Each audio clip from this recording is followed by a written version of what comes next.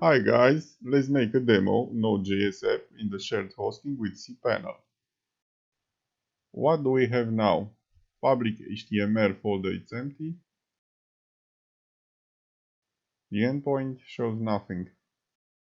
Now, start Node.js setup, create application, choose the version, mode production, root will be named Node,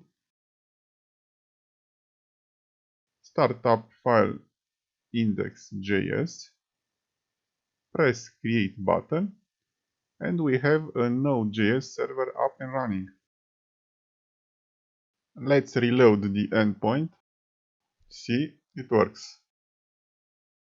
In public HTML folder, a htaccess file is created with some code that forwards the call to Node.js.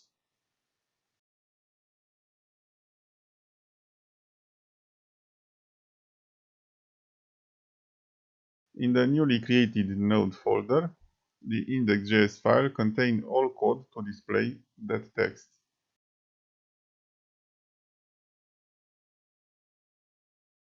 If we modify the message, nothing will happen until we restart the Node.js app instance.